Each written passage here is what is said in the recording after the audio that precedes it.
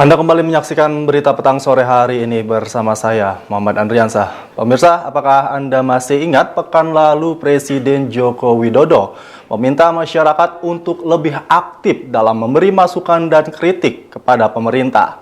Menurut Jokowi, kritik tersebut adalah bagian dari proses untuk mewujudkan pelayanan publik yang lebih baik.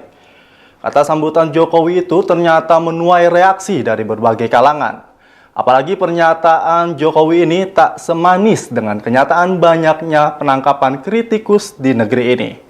Tak hanya masyarakat biasa, Presiden ke-6 Republik Indonesia Susilo Bambang Yudhoyono dan Wakil Presiden ke-10 dan 12 Yusuf Kala ikut buka suara. Ketika Jokowi meminta masyarakat lebih aktif mengkritik pemerintah, maka hal yang paling disoroti publik yaitu keberadaan Undang-Undang Informasi Teknologi dan Elektronik. Kritikan yang disampaikan masyarakat seringkali dibenturkan dengan Undang-Undang ITE. Tak sedikit tokoh dan politis yang bersandung pidana setelah mengkritik pemerintah. Hal tersebut tentu membuat masyarakat takut untuk mengkritiki pemerintah. Lantas, apa yang membuat Presiden Jokowi meminta kritikan di periode kedua ini? Kita akan bahas bersama narasumber kita, pengamat politik dari Universitas Indonesia, bersama Profesor Lily Romli. Halo, selamat sore, Prof. Selamat sore, Pak Andriansah ya. Ya, baik, Prof. Saat ini Presiden meminta kritikan tentunya, meminta kritikan masyarakat lebih aktif mengkritik pemerintah. Dari pengamatan Anda, apakah selama ini masyarakat kurang aktif mengkritik dan memberi masukan kepada pemerintah? Tanggapannya seperti apa, Prof? Ya, baik. Makasih Pak Andriansah. Saya kira kita sudah banyak tahu bahwa kondisi demokrasi Indonesia itu mengalami kemunduran. Berbagai macam lembaga yang menilai tentang indeks demokrasi Indonesia menunjukkan bahwa ada kemunduran. Saya akan sampaikan data seperti yang disampaikan oleh The Economist Intelligence Unit, ya, yang mengukur tentang indeks demokrasi di dunia, salah satunya di Indonesia.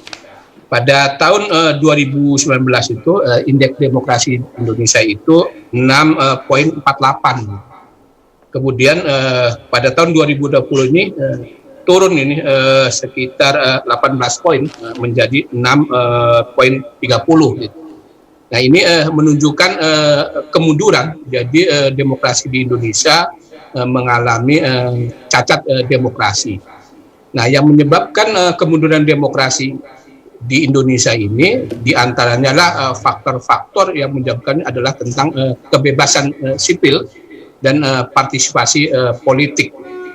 Di sana nilainya itu 5,99 untuk tahun 2019. Nah, sementara ID sendiri, Indeks Demokrasi Indonesia yang dilaksanakan oleh Badan Statistik Pusat Statistik Indonesia (BPS) dan kerjasama dengan Bappenas, Indeks Demokrasi Indonesia untuk kebebasan sipil itu mengalami kemunduran yang signifikan dari tahun 2018 ke 2019. Di sana dari poin 66,37 menjadi 64,29. Nah, itu bukti menunjukkan bahwa ada kemunduran demokrasi di Indonesia. Kemudian bagaimana di tingkat masyarakat. Nah, saya mengutip survei yang dilakukan oleh indikator itu. Ternyata publik itu cenderung sangat takut menyuarakan pendapat. Itu mayoritas 79,6%. Dan sulit melakukan demonstrasi atau protes itu sebanyak 73,8%.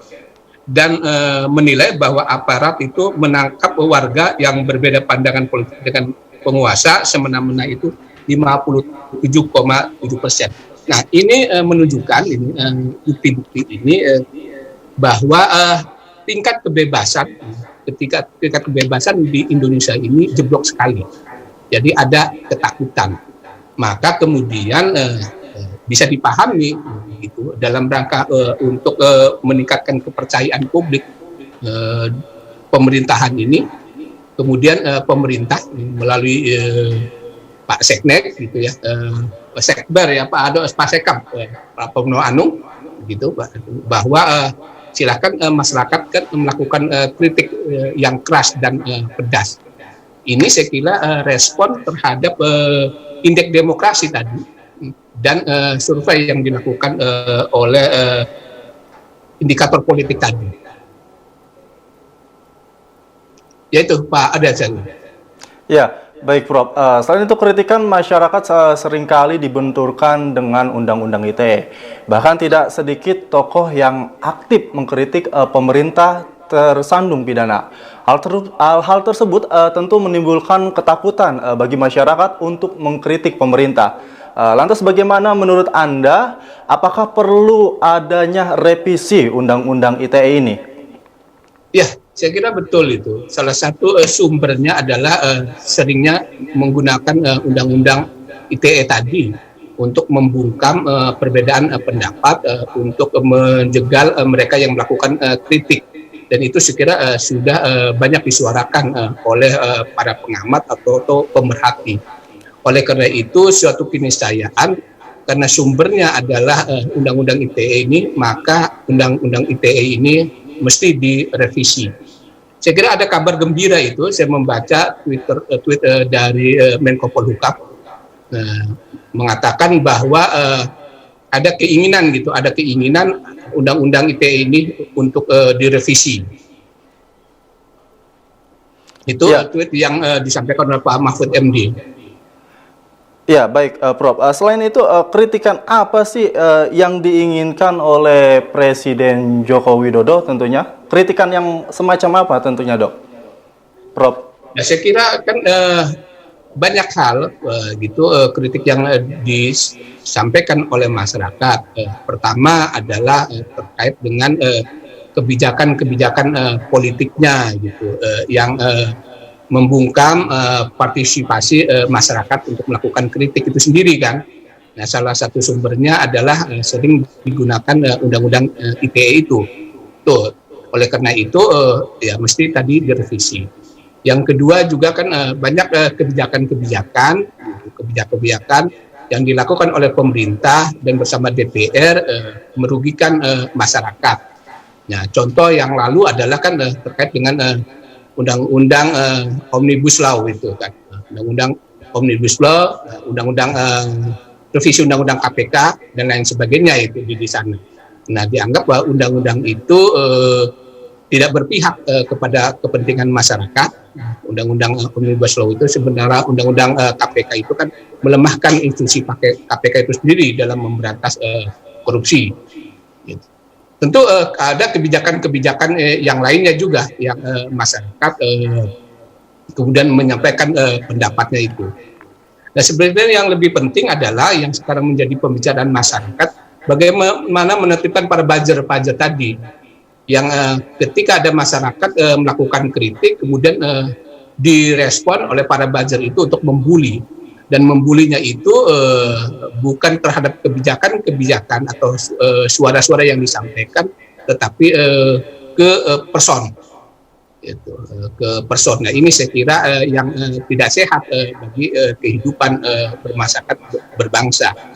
Kan di dalam sistem demokrasi itu dua hal yang wajib yang harus ada. Pertama, di dalam sistem pemerintahan itu mesti ada oposisi. Nah, oposisi ini adalah sebagai penyeimbang jalannya pemerintahan. Itu. Terus yang kedua, di tingkat masyarakat perlu ada kritik. Nah, kritik inilah yang dapat meluruskan agar kebijakan-kebijakan itu tidak menyimpang. Dan dua hal ini dia dilindungi oleh hukum dan wajib di dalam sistem demokrasi. Karena tanpa oposisi, tanpa kritik di dalam kehidupan berbangsa dan negara itu bahkan tidak ada kehidupan demokrasi di dalam satu negara tersebut. Karena kritik dan oposisi adalah rohnya demokrasi. Ya, baik, Prof. Tentunya terima kasih atas kesempatan waktunya di sore hari ini, Profesor Lili Romli, sebagai pengamat politik dari Universitas Indonesia. Terima kasih sekali lagi, Prof. Baik, sama-sama.